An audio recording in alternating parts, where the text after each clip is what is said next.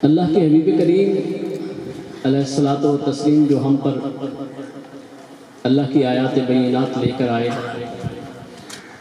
ان میں سے ایک آیت ہے جہاد کے وقت نماز کی ادائیگی۔ اللہ کریم ارشاد فرماتے ہیں وَإِذَا كُنْتَ فِيهِمْ فَأَقَمْتَ لَهُمُ الصَّلَاةَ فَلْتَقُمْ طَائِفَةٌ مِّنْهُمْ فَلْيُصَلُّوا وَلْيَكُونُوا مِنْ وَرَائِكُمْ وَلْتَأْتِ طَائِفَةٌ أُخْرَى لَمْ يُصَلُّوا فَلْيُصَلُّوا مَعَكَ وَلْيَأْخُذُوا حِذْرَهُمْ وَأَسْلِحَتَهُمْ۔ آیت کو غور سے سنیے گا۔ اللہ کریم ارشاد فرما رہے ہیں اے محبوب، جنگ کا میدان ہو، فوجیں آمنے سامنے ہوں، نماز کا وقت ہو جائے تو محبوب کیا کریں؟ نماز چھوڑنی نہیں ہے۔ نماز اس شدت کے وقت بھی نماز معاف نہیں ہے۔ اللہ کریم فرماتے ہیں محبوب آپ ان کے درمیان ہوں گے، نماز کا طریقہ میں بتا رہا ہوں۔ وَإِذَا كُنْتَ فِيهِمْ فَأَقَمْتَ لَهُمُ الصَّلَاةَ، محبوب آپ نے مجاہدین کی امامت کے لیے کھڑا ہونا ہے۔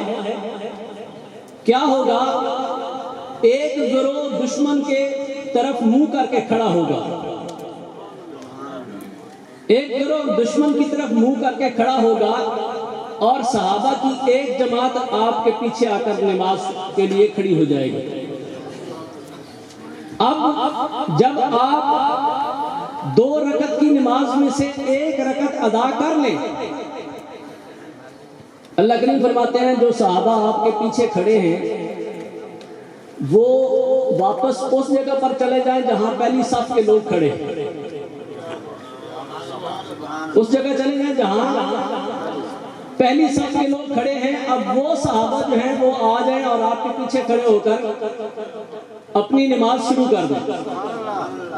اللہ نے نماز کا طریقہ کیا بتایا؟ محبوب جنگ کے دوران نماز کیسے پڑھنی ہے؟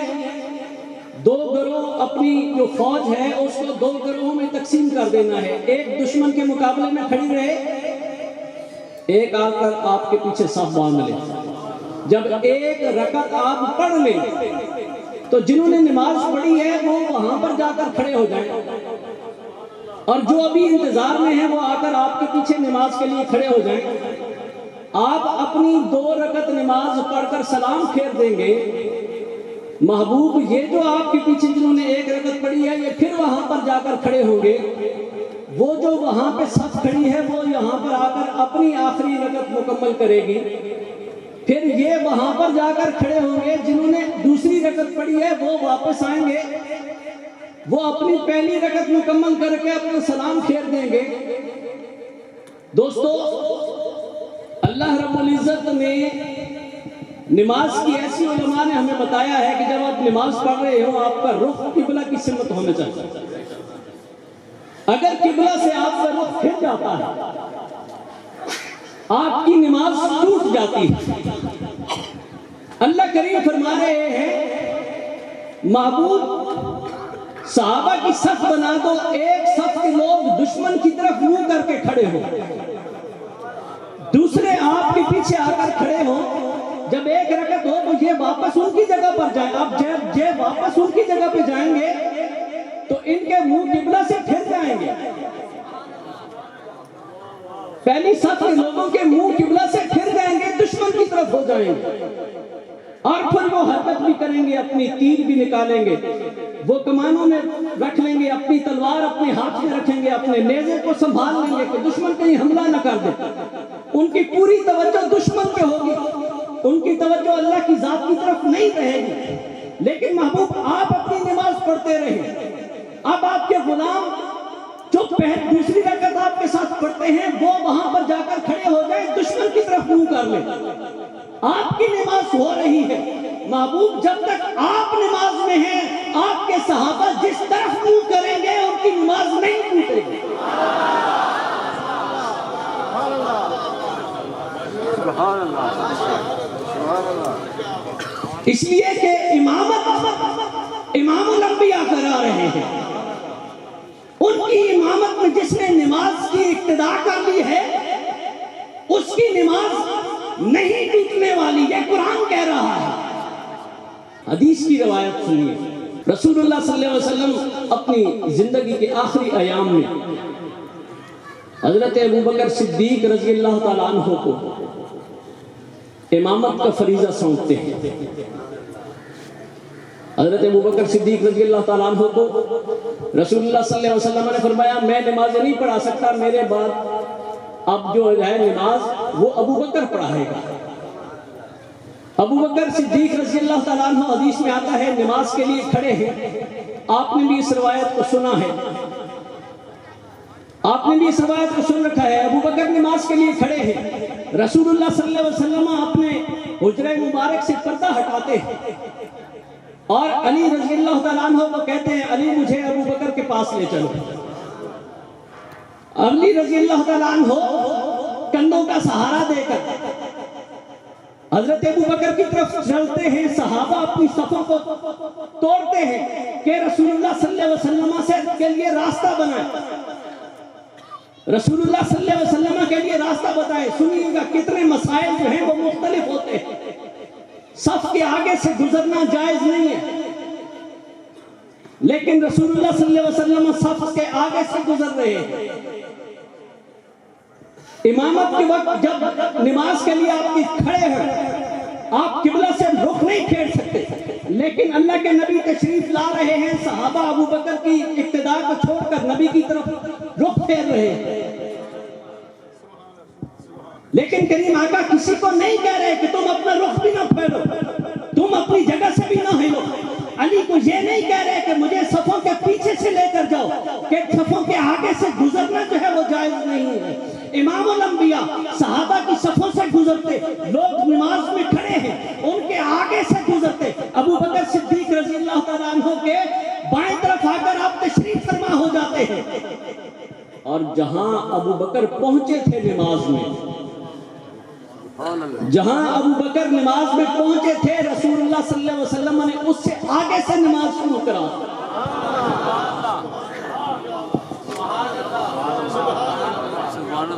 جہاں تک ابوبکر صدیق رضی اللہ تعالیٰ عنہ پہنچے تھے نماز میں، رسول اللہ صلی اللہ علیہ وسلم نے اس سے آگے سے نماز پڑھائی. اب میری بات سنیے، اللہ کا قرآن کہتا ہے اے نبی مجاہدین کے لیے حکم ہے کہ آپ ان کی امامت کرائیں گے اور وہ دو صفوں میں تقسیم ہو کر اپنی نماز ادا کریں گے. فقہا کہتے ہیں، مفسرین نے لکھا ہے رسول اللہ صلی اللہ علیہ وسلم تو چلے گئے، جہاد کے احکامات تو قیامت تک کے لیے ہیں. اب جو باقی جہاد ہوگا جب ابوبکر کے زمانے میں ہوگا، عمر کے زمانے میں ہوگا، 20ویں صدی میں ہوگا، 22ویں صدی میں جہاد ہوگا. نماز کا حکم تو جو قائم ہے، نماز تب پڑھنی ہے کہ امام کھڑا ہوگا، نمازی جو ہیں وہ ایک صف ادھر ہوگی، ایک صف امام کے پیچھے ہوگی. اللہ کا قرآن کہتا ہے اے نبی وَإِذَا كُنْتَ فِيهِمْ، اللہ نے تو شرط لگائی ہے نبی آپ ان کے درمیان میں ہوں گے تو ان کی نماز اس طرح ادا ہوگی. مفسرین کہتے ہیں، قرآن کہتا ہے اللہ نے شرط لگائی ہے اے اللہ کے نبی آپ ان کے درمیان ہوں گے نا، پھر یہ منہ پھیر کر دشمن کی طرف بھی کھڑے ہوں گے، ان کی نماز ٹوٹے گی نہیں. پھر یہ ایک رکعت پڑھ کے وہاں جا کر کھڑے ہو جائیں گے نا، قبلہ سے رخ بھی پھیر لیں گے تو ان کی نماز ٹوٹے گی نہیں.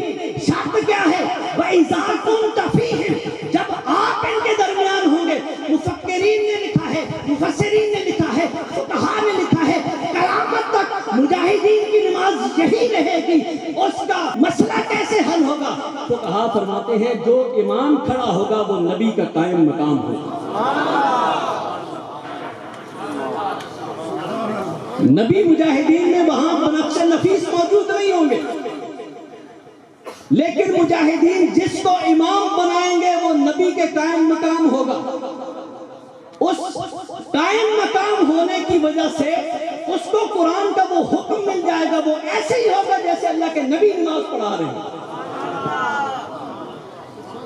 وہ امام کون مقرر کرتا ہے؟ مجاہدین کی صفوں میں آج کے دور میں اگر کوئی امامت کے لیے جماعت کے لیے کھڑا ہوتا ہے تو اس کو کون امام مقرر کرے؟ وہاں جو مجاہدین موجود ہوں گے وہ اپنے میں سے کسی ایک کو آگے کرتے ہیں. وہ ایک عام سپاہی اپنے میں سے کسی کا انتخاب کر کے اس کو آگے امامت کے لیے کھڑا کر دے. وہ نبی رحمت صلی اللہ علیہ وسلم کا ایسے قائم مقام بنتا ہے. مفسرین کہتے ہیں کہ وہ ایسے قائم مقام بنتا ہے جیسے رسول اللہ خود نماز پڑھا رہے ہوں. ارے جس کو رسول عربی صلی اللہ علیہ وسلم خود مصلی پہ کھڑا کرے اس کی امامت کا کیا حال ہے؟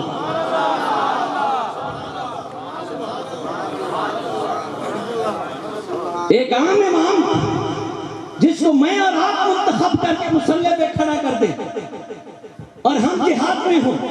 قرآن کہتا ہے، مفسرین کہتے ہیں اللہ کا حکم ختم ہو گیا رسول اللہ پہ.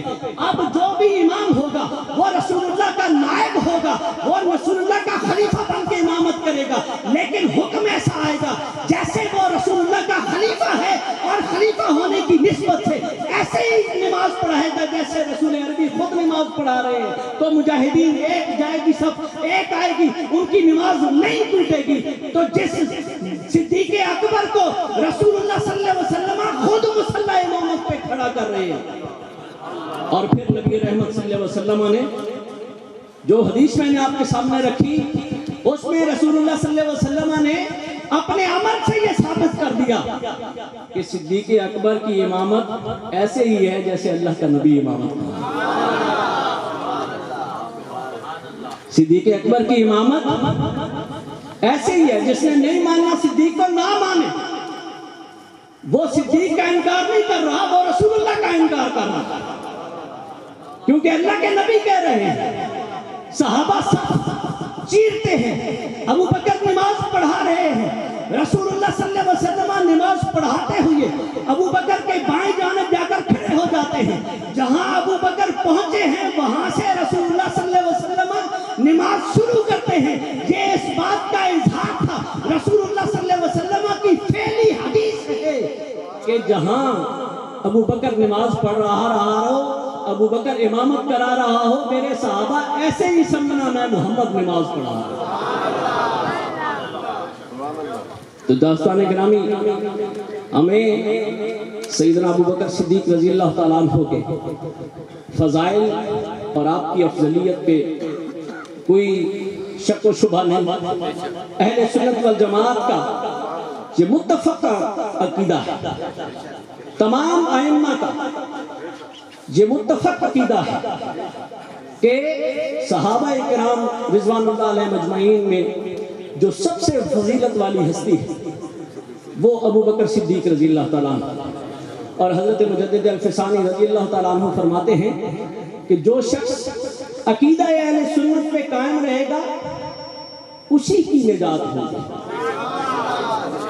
جو شخص عقیدہ اہل سنت پہ قائم رہے گا اسی کی نجات ہوگی. اب کوئی لے دے کرتے ہوئے اپنے عقیدے کو، اپنی محبت کو، اپنے دل کو سامنے لاتے ہوئے کوئی بات کرتا ہے، اس کے دل کی، اس کے عقیدے کی، اس کی محبت کی ہمیں ضرورت نہیں. ہمیں اس عقیدے کی ضرورت ہے جو اولیاء کرام کا عقیدہ ہے.